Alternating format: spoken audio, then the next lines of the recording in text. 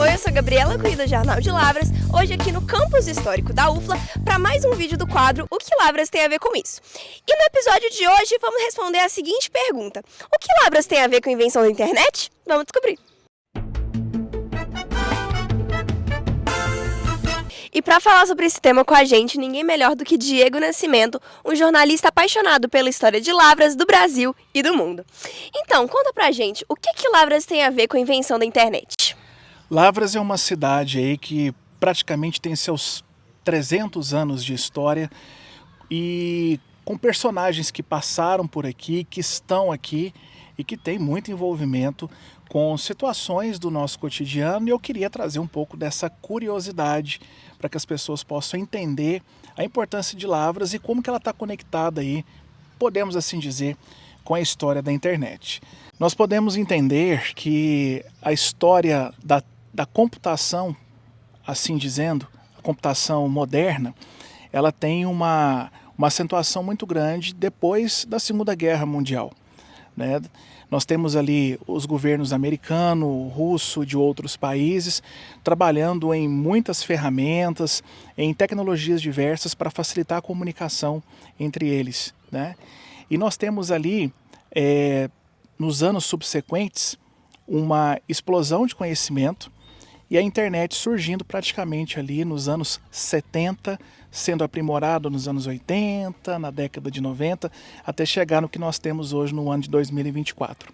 Mas quando a gente olha para a internet, a gente sabe muito bem que os sinais vindos do espaço por meio dos satélites, eles são fundamentais para que a comunicação aconteça. E a internet não está fora disso. E o que Lavras tem de conexão com o espaço e, consequentemente, com a internet? Vamos lá. Na década de 1920, lá nos Estados Unidos, um garotinho nascia no interior do Texas. Ele então foi muito bem criado por sua família e ele já era um pequeno gênio ainda na infância. Ele decide então estudar engenharia, ele vai para Texas A&M e ali ele discorre uma carreira fantástica na graduação. Mas no meio da juventude vem a Segunda Guerra Mundial, ele se alista, ele vai atuar no exército norte-americano, a guerra termina, ele sai com o título de capitão e decide então entrar para o seminário. Ele era da Igreja Presbiteriana dos Estados Unidos e ele então se torna também um pastor. Falava português, o mandarim, russo, além do seu idioma nativo, o inglês.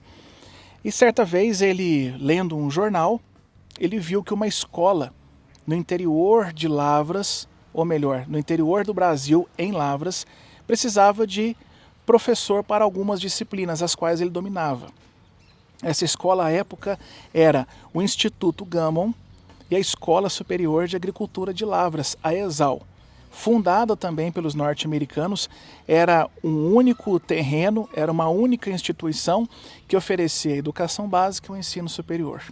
Como ele falava o português, a esposa dele aceitou a sugestão, eles vieram para Lavras no comecinho dos anos de 1950.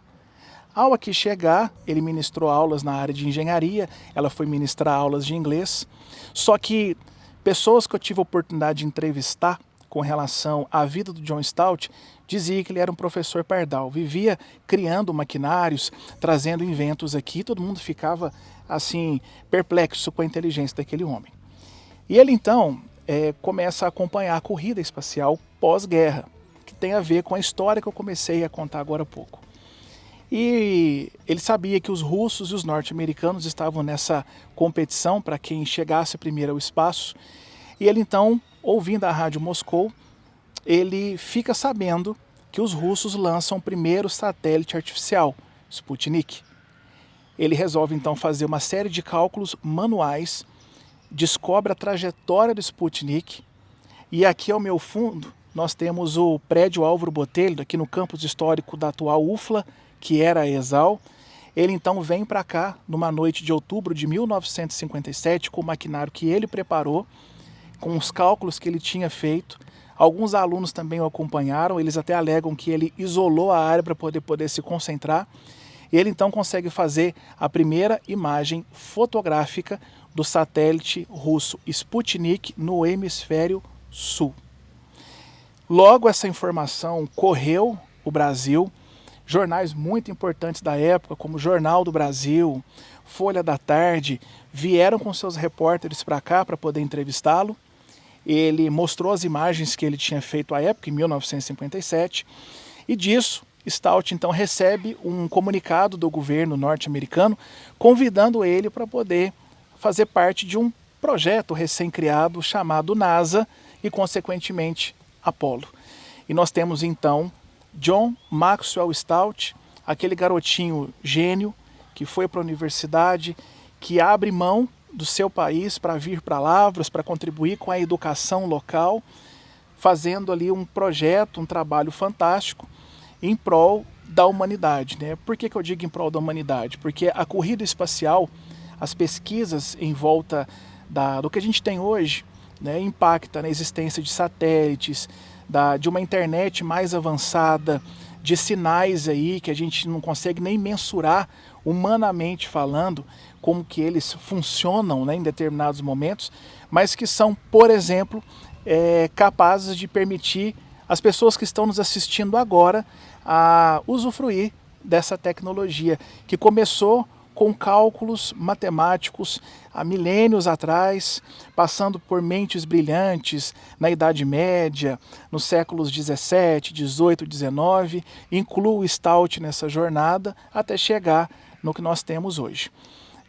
Para encerrar essa história, em 2016, eu comecei a fazer pesquisas em relação à vida de Stout e localizei ele vivo nos Estados Unidos, no Texas, e então eu comecei a trocar informações com a escritora Carol Murch, uma amiga da família, com o jornalista Preston Kirk, também nos Estados Unidos, e todo esse diálogo resultou na produção de um livro, The Incredible Reverend Stout. Aqui conta a história, a biografia da vida dele. Fala-se sobre Lavras, é um livro que eu tive a oportunidade de prefaciar. Ele está em inglês, é vendido hoje pela Amazon, tanto digital quanto impresso, nos Estados Unidos e Canadá. A Carol Murch é uma apaixonada por tecnologia. Ela também escreveu o livro Os Apóstolos de Apolo, que conta a história de vários astronautas, né, e detalhes da vida deles que nós não sabemos. O reverendo Stout, ele faleceu 3 meses depois que eu tive a oportunidade de buscar informações a respeito dele. Ele faleceu em dezembro de 2016, mas deixou o seu legado. E um desses legados é a primeira foto, né, do Sputnik, do satélite artificial Sputnik, em órbita no hemisfério sul. E sendo assim, Lavras tem uma participação muito interessante nessa jornada tecnológica e, por que não, da internet.